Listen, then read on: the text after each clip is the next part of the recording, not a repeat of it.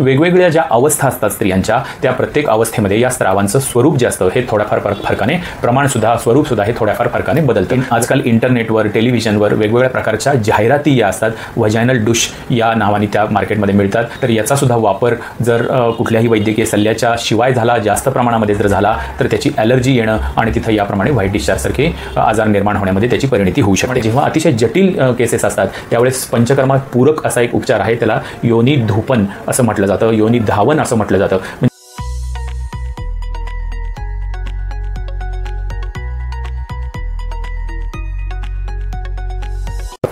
नमस्कार, स्त्रियांचे आरोग्य आणि त्यावरील आयुर्वेदिक उपचार या श्रेणीमध्ये आपण वेगवेगळे व्हिडिओ बनवले।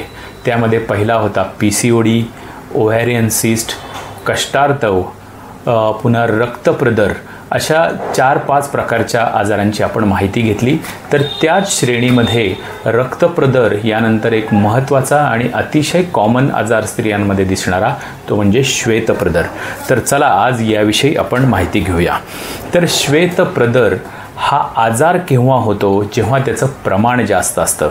तर प्रथम नॉर्मल सिक्रिशन्स जी असतात ती कशी असतात, किती प्रमाणामध्ये असतात याची माहिती जर आपण करून घेतली म्हणजे आपल्याला ॲबनॉर्मल सिक्रिशन्स की ज्याला व्हाईट डिस्चार्ज हा आजार आपण म्हणू शकू हे आपल्याला समजून येईल। तर नॉर्मली अतिशय कमी प्रमाणामध्ये म्हणजे साधारण 2 ते 5 ml या प्रमाणामध्ये हे स्त्राव, योनिगत स्त्राव जे असतात हे नैसर्गिकरित्या स्त्रवत असतात आणि त्याचा एक महत्त्वाचा रोल पण असतो, तो म्हणजे त्या भागातली इम्युनिटी टिकवून ठेवणं, त्या भागामधला होणारा जंतूचा संसर्ग जर काही असेल तर तो वरपर्यंत जाऊ नये या सगळ्या गोष्टींसाठी एक अडथळा म्हणून काम करणारं, प्रोटेक्शन म्हणून काम करणारे हे स्त्राव असतात। त्यामुळे हे स्त्राव, प्रत्येक स्त्राव हे शरीराला त्रासदायक किंवा त्याला आजार या स्वरूपाचं कधीही लेबल करू नये ही गोष्ट महिलांनी लक्षात घेण्यासारखी आहे। तर त्याचं प्रमाण मी मगाशी सांगितलं की कमी असतं, त्याला कुठल्याही पद्धतीचा खराब वास नसतो। तर या पद्धतीचे स्त्राव असतात हे नॉर्मल सिक्रिशन्स म्हणून गणले जातात। तर वेगवेगळ्या ज्या अवस्था असतात स्त्रियांच्या त्या प्रत्येक अवस्थेमध्ये या स्त्रावांचं स्वरूप जे असतं हे थोड्याफार फरकाने प्रमाणसुद्धा स्वरूपसुद्धा हे थोड्याफार फरकाने बदलतं। जसं पाळीच्या पूर्वीचे स्त्राव, त्याचप्रमाणे ॲक्च्युअल ओव्ह्युलेशन किंवा स्त्रीबीज जेव्हा बाहेर येतं ओव्हरीमधून त्यावेळेस होणारे स्त्राव आणि प्रेग्नन्सी जेव्हा राहते त्यावेळेस येणारे जे स्त्राव असतात याच्या प्रमाणामध्ये किंवा त्याच्या स्वरूपामध्ये थोडाफार फरक असू शकतो। ही गोष्ट पण लक्षात घेण्यासारखी आहे। तर याचं विकृत स्वरूप कुठलं आहे की जेव्हा आपण आजार म्हणतो की व्हाईट डिस्चार्ज किंवा ल्युकोरिया असं म्हटलं जातं, तर हा प्रकार कोणता? तर याच्यामध्ये जेव्हा पिवळसर रंगाचा किंवा करड्या रंगाचे स्त्राव जे असतात हे व्हाईट डिस्चार्ज या स्वरूपाचे असतात आणि त्याला दुर्गंधी जास्त असते, दह्याप्रमाणे घट्ट असं त्याचं स्वरूप असतं आणि त्याचं प्रमाणही जास्त असतं आणि त्याचबरोबर त्या भागामध्ये, योनी भागामध्ये किंवा त्याच्या भोवतीच्या भागामध्ये खाज निर्माण होणे, दाह निर्माण होणे, वेदना निर्माण होणे यासारखी लक्षणं होतात, तेव्हा आपल्याला श्वेतप्रदर किंवा ल्युकोरिया हा आजार झाला असं आपण समजू शकतो। तर याची कारणं काय आहेत? तर नेहमीप्रमाणे ही जीवाणूजन्य महत्त्वाचं असतं ते म्हणजे बॅक्टेरियल इन्फेक्शन, दुसरं कारण आहे ते म्हणजे बुरशीजन्य फंगल इन्फेक्शन आणि तिसरं आहे वेगवेगळ्या गोष्टींची ॲलर्जी होणे। या 3 कारणांमुळे महिलांमध्ये प्राधान्याने श्वेतप्रदर हा आजार दिसून येतो।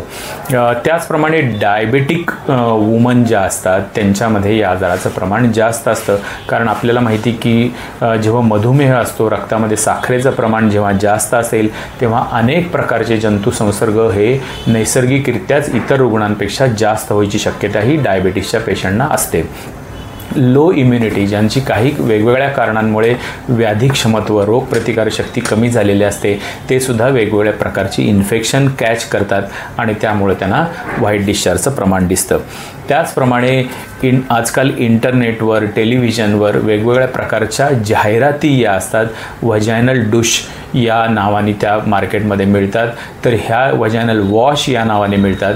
तर याचासुद्धा वापर जर कुठल्याही वैद्यकीय सल्ल्याच्या शिवाय झाला, जास्त प्रमाणामध्ये जर झाला तर त्याची ॲलर्जी येणं आणि तिथं याप्रमाणे व्हाईट डिस्चार्जसारखे आजार निर्माण होण्यामध्ये त्याची परिणती होऊ शकते। तर ही सगळी कारणं आपण आत्ता पाहिली। आता आपण प्रत्यक्ष वळूया आयुर्वेदानुसार ह्याची चिकित्सा कशी केली जाते याच्याकडं.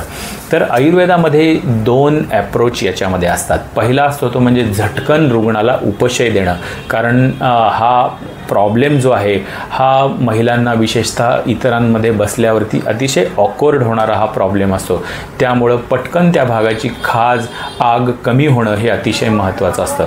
त्यामुळं पहिली चिकित्सा असते ती म्हणजे स्तंभन, म्हणजे ते स्त्राव कमी करणे, तिथं वाढलेला जो कफदोष असतो, क्लेद असतो, त्याचं प्रमाण कमी करणे, त्याचं पाचन करणे त्या दोषाचं, हे काम आपल्याला करायचं असतं. तर त्यासाठी कोणकोणत्या महत्त्वाच्या वनस्पती आहेत या आपणासमोर आत्ता इथं डिस्प्ले केलेल्या आहेत. तर याच्यामध्ये सगळ्यात महत्त्वाची आहे ती म्हणजे लोध्र नावाची वनस्पती. नंतर येते ती म्हणजे धातकी पुष्प, ज्याला धायटीची फुलं, मोहाची फुलं म्हटले जातं. तर ही फुलं जी आहेत ही या तक्रारीवरती अतिशय रामबाण उपाय म्हणून समजली जातात. त्याचप्रमाणे दारू हळद, जशी आपली नेहमीची हळद असते तसंच हे दारू हरिद्रा किंवा दारू हळद म्हणून एक वनस्पती आहे, ती याच्यावरती वापरली जाते. अशोक साल जी आहे, अशोक वृक्षाची आंतरसाल आहे, ती सुद्धा ह्याच्यावरती अतिशय महत्त्वाची आहे. नागरमोथा ही वनस्पती खूप उपयुक्त आहे. त्याचप्रमाणे कफदोषाचं पाचन होण्यासाठी सुंठसुद्धा आपल्याला औषधी रूपाने इथे वापरावं लागते. तर या पद्धतीने या 5-6 वनस्पती श्वेतप्रदर या आजारावरती अतिशय महत्त्वाच्या आहेत. आणि या वनस्पती वेगवेगळ्या पद्धतीने, जशी रुग्णाची प्रकृती असेल, जशी रुग्णाची लक्षणं असतील, त्याप्रमाणे सगळा सविस्तर रुग्ण इतिहास घेऊन या औषधांची योजना करून वेगवेगळे योग बनवले जातात. आणि हे योग जे आहेत याला एक विशिष्ट अनुपान वापरलं जातं की ज्यामुळं या योगाची परिणामकारकता ही जास्त खूप पटीने वाढते. ते म्हणजे तंदुलोदक हे जे अनुपान आहे हे महत्त्वाचं आहे. तर हे जे तांदूळ असतात, हे तांदूळ आपल्या घरच्याच भातासाठी जे वापरणारे आपले तांदूळ असतात, हे एक मूठभर घेऊन हे रात्रभर एक कपभर पाण्यामध्ये भिजवून ठेवायचे आणि दुसऱ्या दिवशी ते हाताने कोळवून त्याचं जे पांढऱ्या रंगाचं पाणी येतं ते पाणी आपण अनुपान स्वरूपामध्ये वापरायचे. आणि विशेष म्हणजे या औषधांची वेळसुद्धा आयुर्वेदामध्ये भेषज काल ही एक संकल्पना आहे की कुठलं औषध, कोणत्या आजारावरचं औषध हे कुठल्या काळामध्ये घ्यावं, हा एक अतिशय महत्त्वाचा सल्ला आयुर्वेदामध्ये दिला जातो. त्यामुळे अपान कालामध्ये म्हणजे दोन्ही जेवणाच्या पूर्वी तंदुलोदक या अनुपानातून घेतलेले ही औषधांचे जे योग असतात हे झटकन आपल्याला पहिल्या आठवड्यापासून या श्वेतप्रदराची मात्रा कमी होत हा आजार पूर्ण बरा झालेला आपल्याला दिसून येतो. दुसरं असतं ते म्हणजे स्तंभन, हा पहिला ॲप्रोच झाला. दुसरा ॲप्रोच असतो तो म्हणजे बल्य.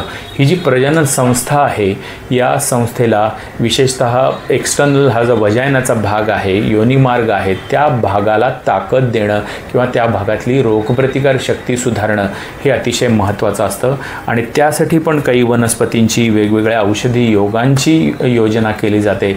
यामध्ये लघुमालिनी वसंत यासारखा कल्प असेल, चंद्रप्रभा हा एक अतिशय महिला मित्र असं जे औषधाला म्हटलं जातं, अशोकासारखं औषध आहे, हे यामध्ये वापरलं जातं. आणि या भागाची ताकद वाढवण्यासाठी विशेषतः आमलकी हे औषध, म्हणजे ज्याला आपण आवळा म्हणतो, त्याचप्रमाणे शतावरी, ज्येष्ठमध यासारखी जी औषधं असतात ही यावरती त्या भागाची ताकद वाढवणं, त्या भागातली रोगप्रतिकार शक्ती वाढवणं यासाठी उपयुक्त ठरत असतात. तर या पद्धतीने केलेली ही जी सर्वसमावेशक चिकित्सा आहे ही अतिशय रामबाण ठरते. त्याचप्रमाणे जेव्हा अतिशय जटिल केसेस असतात त्यावेळेस पंचकर्मा पूरक असा एक उपचार आहे, त्याला योनी धूपन असं म्हटलं जातं, योनी धावन असं म्हटलं जातं. म्हणजे वेगवेगळ्या प्रकारच्या वनस्पतींचे काढे असतात, त्या काढ्यांनी योनी धावन म्हणजे व्हजायनल डूश घेणं किंवा काही वनस्पती असतात त्या वनस्पतींचा धूर बनवला जातो. याच्यावरती सुद्धा खूप संशोधन अनेक संस्थांमध्ये झालेलं आहे की हा जो औषधी धूर असतो त्याच्यामध्ये सुद्धा या औषधांचे काही सस्पेंडेड पार्टिकल्स असतात आणि तो धूर जो असतो त्याला सूक्ष्म गुण असल्यामुळे छोटे छोटे जे चॅनल्स असतात तिथपर्यंत हे औषध अतिशय व्यवस्थित पोचवलं जातं. तर त्याच्यासाठी निमसाल म्हणजे कडुलिंबाची साल जी असते किंवा त्रिफळा, गुग्गुळ यासारख्या वनस्पतींचे धूर वापरले जातात आणि त्यामुळे याच्यावरती परिपूर्ण चिकित्सा ही केली जाते यशस्वीपणे. तर सगळ्या महिलांना मी यानिमित्त सांगू इच्छितो की श्वेतप्रदर आजार हा बऱ्याचदा गंभीर नसतो, हा छोट्या चिकित्सेने बरा होतो. व्यवस्थित आपण हायजीन सांभाळली तर बरा होतो. त्यामुळं वेगवेगळ्या पद्धतीचे कपडे जे असतात, अंतर्वस्त्र असतात त्याची ॲलर्जी, किंवा पाळीच्या वेळेस वापरले जाणारे जे काही गोष्टी असतात त्याची ॲलर्जीसुद्धा येऊ शकते. त्यामुळं पर्सनल हायजीन व्यवस्थित सांभाळली, आपली प्रकृती, आहार व्यवस्थित सांभाळला, वजन व्यवस्थित मर्यादित ठेवलं, रोगप्रतिकारशक्ती चांगली जर ठेवली तर हा आजार झटकन बरा होतो. परंतु त्यावर दुर्लक्ष जर केलं तर काही वेळेस सर्व्हायकल कॅन्सरमध्ये सुद्धा यासारखा गंभीर श्वेतप्रदर हा आजार असू शकतो. त्यामुळे वैद्यांकडून, डॉक्टरांकडून आपण तपासणी करून घ्या आणि हा आजार वेळीच पूर्ण बरा करा. धन्यवाद.